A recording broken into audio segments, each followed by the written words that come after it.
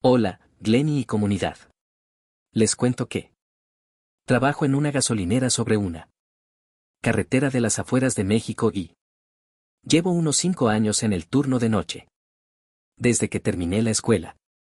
Conseguí este puesto porque era lo que había disponible y porque el turno nocturno pagaba un poco más que el diurno y nadie más lo quería. El lugar está bastante aislado. Alrededor no hay casi nada. Algún rancho lejano y monte cerrado a los dos lados de la carretera. Y mi jefe aparece rara. ¿Ves? Porque tiene otras estaciones que atender y confía en que yo manejo el turno solo, sin necesitar supervisión constante. Durante años esa soledad no me generó ningún problema porque me acostumbré rápido al silencio de la madrugada y al ritmo lento de camioneros y de viajeros nocturnos que paraban a cargar sin mucha conversación. Hasta que empezó a aparecer la mujer. La primera vez que la vi pensé que era alguien que necesitaba ayuda, que se le había descompuesto el auto en algún punto de la carretera. Y había caminado hasta la gasolinera. Porque era la única luz visible en kilómetros a la redonda. Eran las 3 de la mañana exactas. Algo que solo noté porque miré el reloj. Cuando escuché los golpes en la puerta. Me acerqué a la ventanilla de seguridad. Que es una abertura pequeña con vidrio grueso por donde se hacen las transacciones de noche, sin abrir la puerta completa. Y la vi parada afuera con la cara a la altura del vidrio. Una mujer de mediana edad con ropa común. Y el cabello oscuro suelto, sin ninguna señal visible de que hubiera tenido un accidente o de que estuviera herida. Me preguntó si podía dejarla pasar.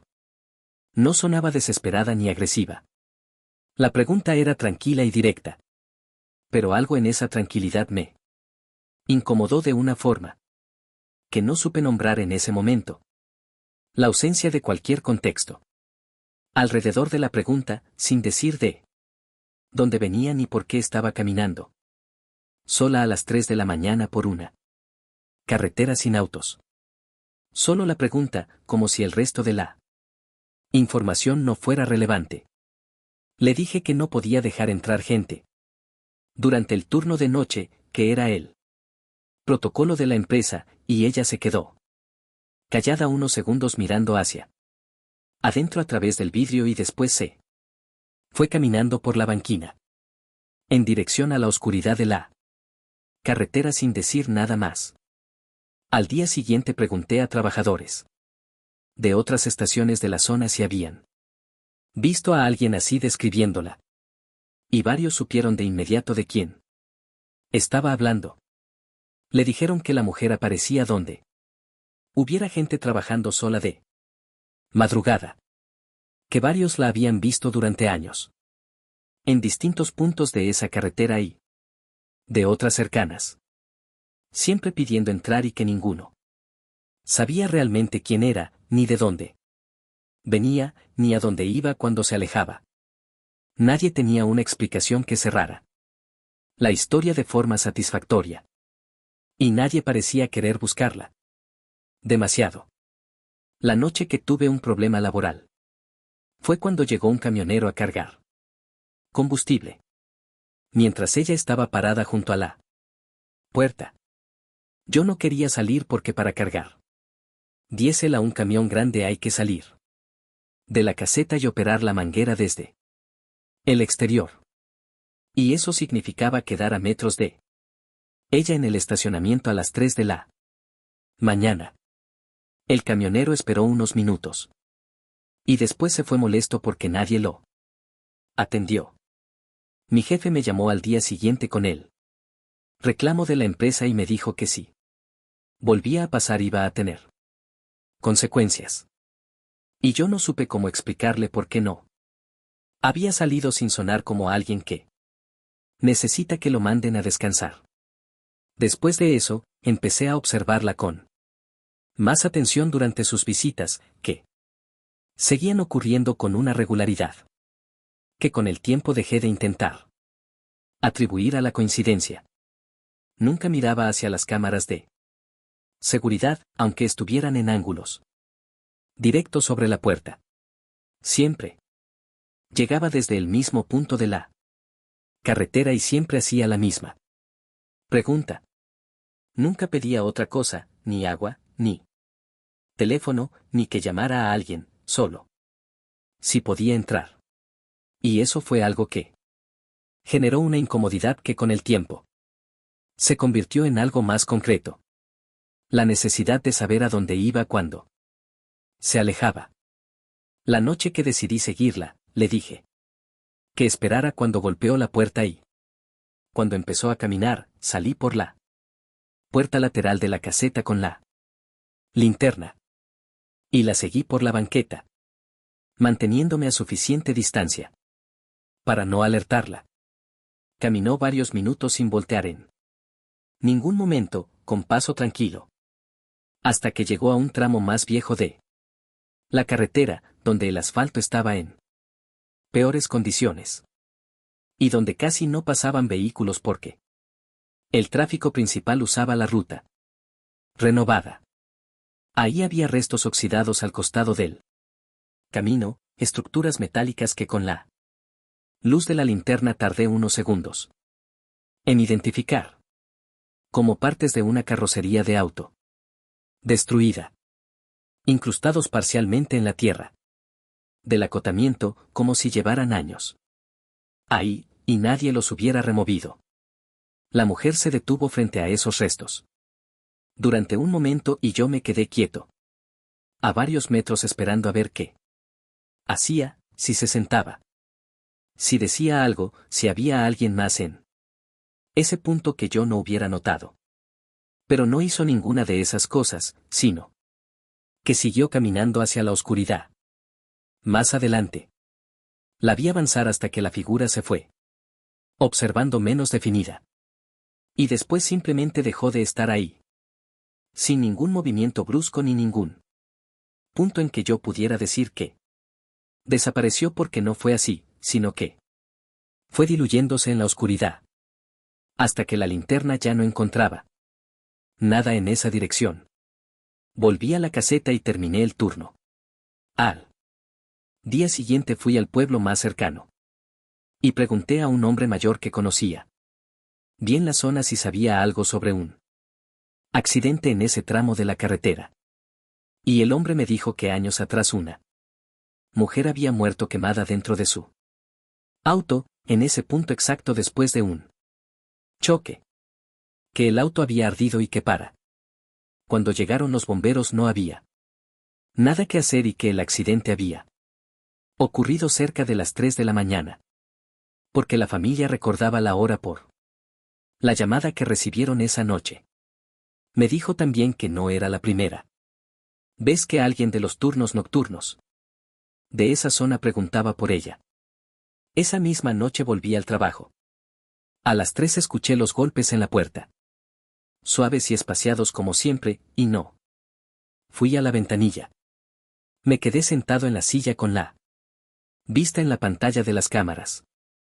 Hasta que la imagen mostró la figura alejándose. Desde entonces no atiendo cuando golpean. A esa hora. Mi jefe no lo sabe y espero no tener que explicárselo nunca, porque la explicación que tengo no es de las normales. Dale me gusta y suscríbete si lo estás disfrutando. Continuamos. Hola, Len. Soy trailero y esto que voy a contar me pasó en una gasolinera de carretera en el norte de México, en una estación pequeña que está completamente sola en medio de la ruta, sin nada alrededor, solo monte, asfalto y las luces del lugar como único punto de referencia en kilómetros. Eran cerca de las 4 de la mañana y venía manejando desde hacía varias horas. Cuando paré a cargar combustible, estaba bastante cansado, pero todavía era manejable. Mientras esperaba que terminara la carga, me puse a mirar alrededor porque no había ningún otro vehículo en el predio. Y el silencio de esas horas en Esos lugares tienen una textura específica que uno aprende a notar después de suficiente tiempo. En la carretera, a un costado de la tienda principal, había una oficina separada, una estructura más pequeña con una ventana que daba hacia el área de los surtidores. Y en esa ventana había un niño parado. Tendría unos 8 años aproximadamente. La silueta era clara, estaba contra la poca luz que había dentro de esa oficina. Y lo que me llamó la atención en él primer momento no fue que estuviera ahí, sino que no se moviera. Los niños a cualquier hora y en cualquier contexto se mueven. Pero ese niño estaba completamente estático con la postura de alguien que lleva mucho tiempo en el mismo lugar y que no tiene ninguna intención de cambiar de posición.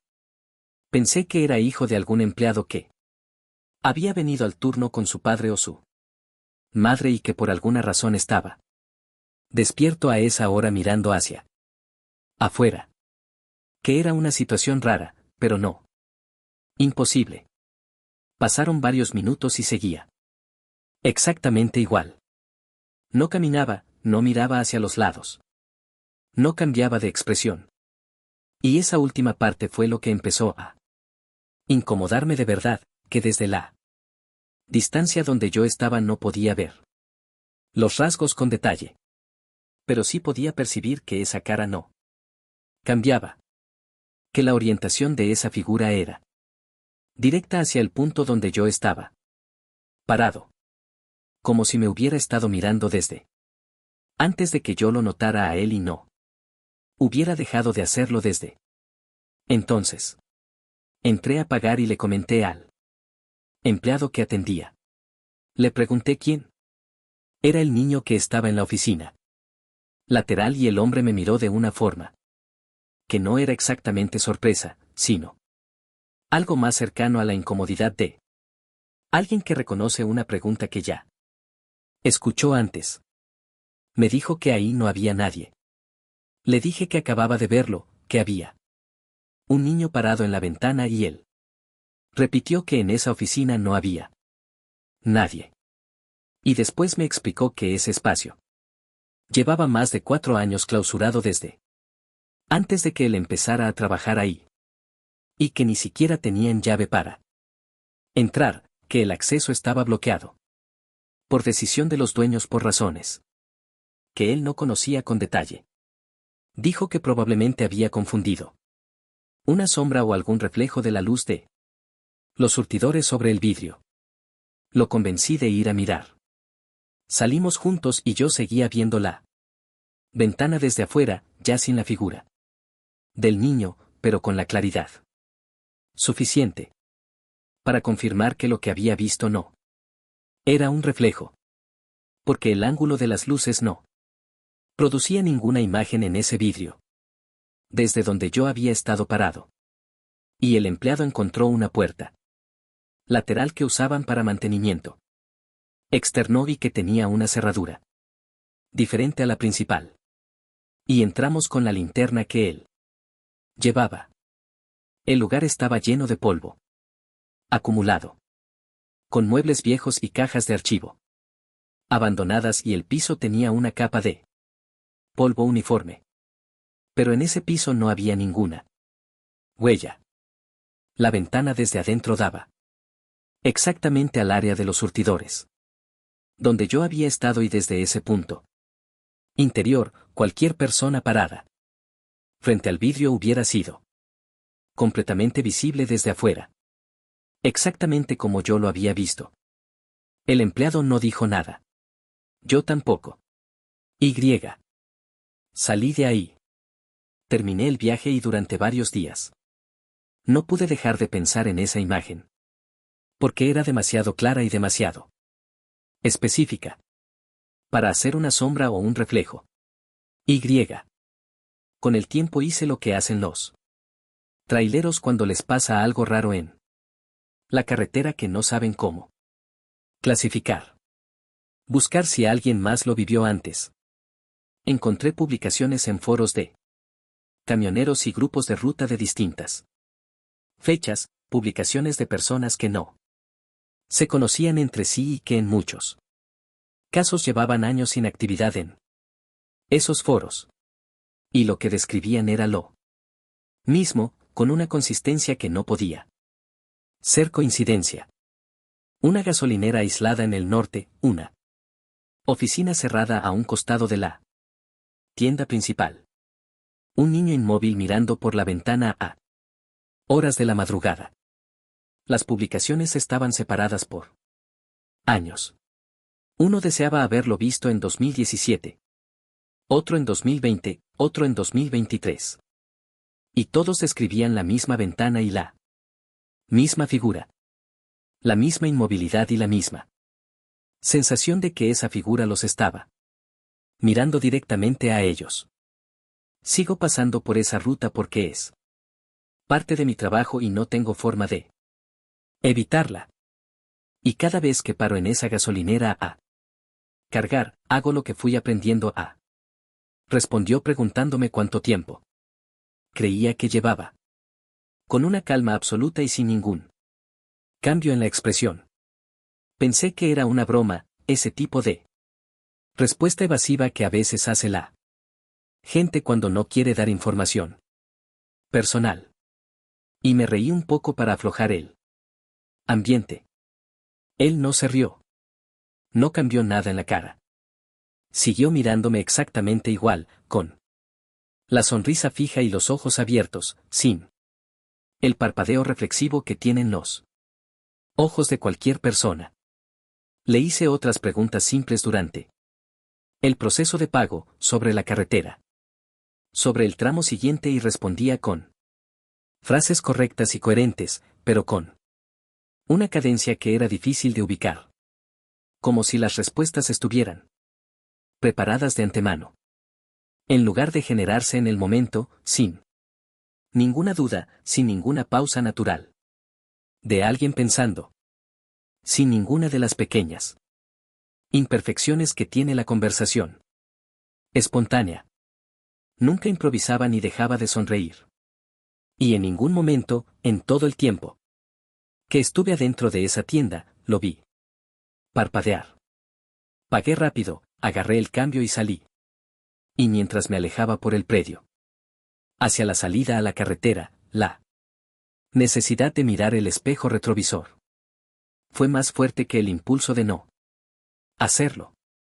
Seguía parado en el mismo lugar detrás del mostrador, mirando hacia la salida, con la sonrisa fija y los ojos abiertos, en la dirección exacta donde yo estaba, aunque ya había girado. Y lo que él miraba era la puerta de salida y no yo. Directamente. 20 minutos de carretera después, me di cuenta de que no tenía la tarjeta. Revisé todos los bolsillos, revisé la billetera 2 veces y no estaba. Y la conclusión más lógica fue que la había dejado sobre el mostrador cuando acomodé el cambio y las cosas antes de salir. Di la vuelta y volví por la misma carretera. Cuando llegué al lugar, la gasolinera estaba completamente oscura. No había ninguna luz encendida. Ni la iluminación del techo sobre los surtidores, ni las luces interiores de la tienda, ni ninguna señalización activa y no había ningún auto en el predio y no había nadie visible desde afuera. Me bajé y me acerqué caminando pensando que quizás habían tenido un corte de luz. O que el empleado estaba dentro con luz de emergencia. Y en la puerta principal había un cartel plastificado con la información de clausura del establecimiento. Con una fecha de 3 meses atrás como cierre definitivo por resolución administrativa. Miré por las ventanas con la linterna del teléfono y adentro todo estaba cubierto de una capa de polvo uniforme. Las góndolas vacías, el mostrador sin nada encima, las sillas apiladas contra una pared. El tipo de estado que tiene un lugar que lleva meses sin que nadie entre. No había ninguna señal de que alguien Hubiera estado ahí esa noche. Ninguna luz recién apagada, ningún calor residual de los surtidores. Ninguna huella en el polvo del piso, visible desde las ventanas.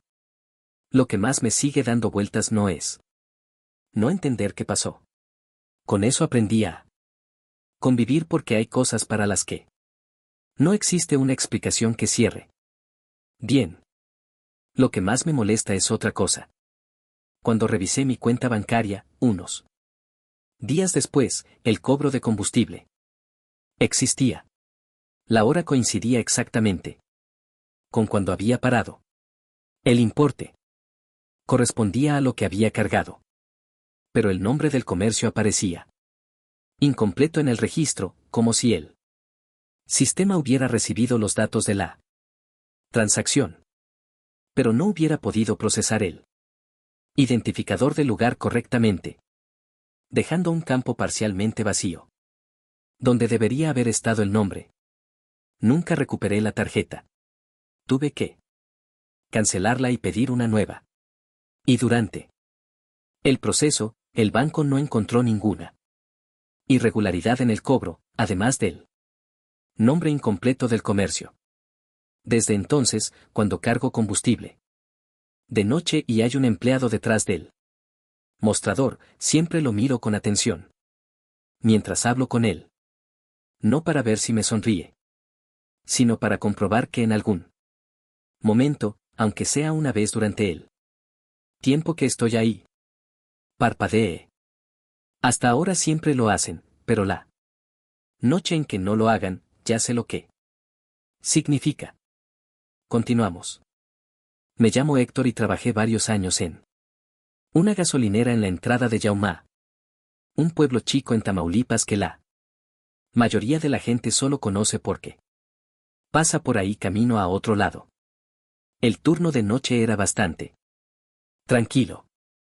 A esa hora pasaban principalmente camioneros, algún viajante y gente que volvía tarde de trabajar en los ranchos o en la ciudad más cercana.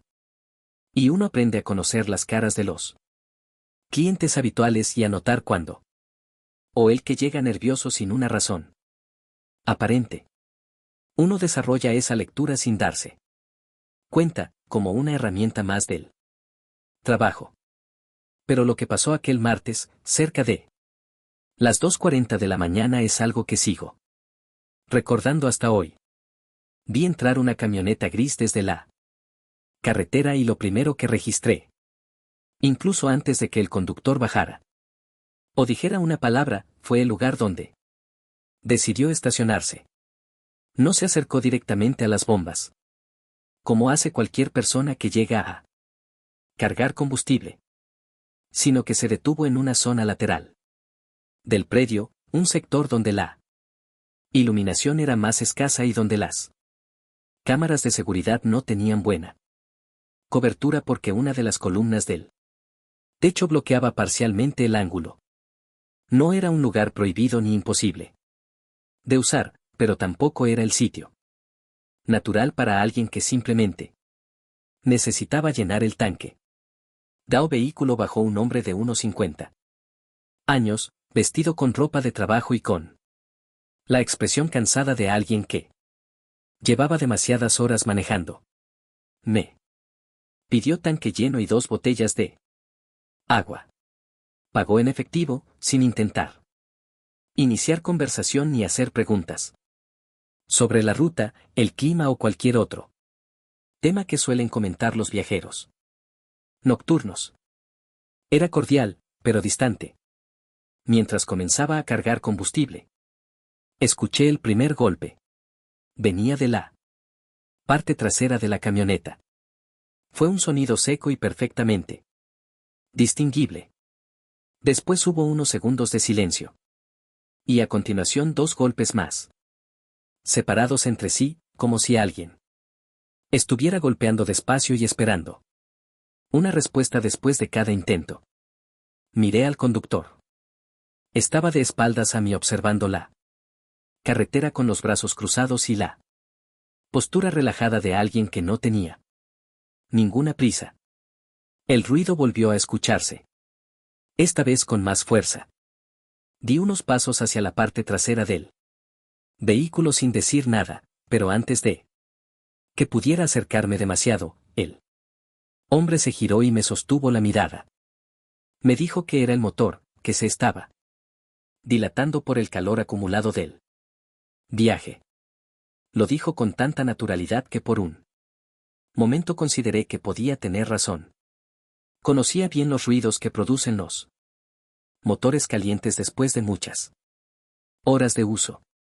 Había escuchado cientos de veces esos crujidos metálicos irregulares que aparecen cuando el metal comienza a enfriarse. Sin embargo, aquello no sonaba igual. Lo que yo había escuchado tenía ritmo. Tenía pausas demasiado regulares. Sonaba más parecido a alguien intentando comunicarse que a una pieza enfriándose. Aún así, terminé de cargar el combustible sin hacer más preguntas. El hombre pagó, subió a la camioneta y abandonó el predio en dirección a la carretera. Yo regresé a la oficina y permanecí varios minutos de pie con el teléfono en la mano pensando si debía llamar a la policía. Al final no lo hice. No tenía ninguna prueba concreta, solo una sensación desagradable. Unos golpes difíciles de explicar y un conductor que había elegido un lugar extraño para estacionarse. Terminé convenciéndome de que estaba exagerando y de que si llamaba, probablemente no pasaría nada y yo quedaría como alguien incapaz de distinguir entre un ruido normal de un vehículo y otra cosa. 3 días después, uno de mis compañeros me mostró una noticia en el teléfono. Era una nota breve de un diario local sobre una camioneta gris encontrada abandonada a unos 40 km de la gasolinera. Lo que más destacaba la publicación era que el baúl había sido forzado desde adentro y no desde afuera. Según explicaban, la chapa interior presentaba numerosas marcas de impacto que indicaban que alguien había golpeado repetidamente contra el metal hasta conseguir abrir una salida. La nota estaba acompañada por una fotografía. Era la misma camioneta. Nunca fui a la policía. Nunca le conté a nadie que había escuchado aquellos golpes durante la madrugada. Ni a mi jefe, ni a mis compañeros de turno, ni a las autoridades. Durante años guardé el recorte de aquella noticia en un cajón de mi casa, sin saber exactamente por qué. Supongo que tirarlo habría significado aceptar que ya no podía hacer nada al respecto. Lo que más me persigue no es pensar en lo que pudo haber ocurrido con la persona que iba dentro de ese compartimiento. Aunque también lo pienso. Lo que realmente vuelve una y otra vez a mi cabeza es la forma en que sonaban los golpes. Cuanto más lo recuerdo, más convencido estoy de algo que aquella noche no quise admitir. No eran golpes desesperados. No tenían la violencia caótica del pánico, ni la urgencia de alguien que se siente atrapado y lucha por salir. Eran lentos, medidos y extrañamente pacientes. Como si quien estaba allí adentro supiera perfectamente que yo podía escucharlo y estuviera esperando que tomara una decisión. A veces, cuando me despierto de madrugada y vuelvo a pensar en esa noche, me convenzo de que aquellos golpes no buscaban romper el metal, buscaban llamar mi atención. Y lo peor es que funcionaron. Yo los escuché perfectamente. Lo único que no hice fue actuar. Han pasado muchos años desde entonces. Pero todavía hay noches en las que, cuando escucho un golpe aislado en medio del silencio, vuelvo por un instante a aquella estación de servicio iluminada por tubos fluorescentes. Aquella camioneta detenida en el rincón más oscuro del predio y a la sensación insoportable de haber entendido demasiado tarde que alguien me estaba pidiendo ayuda.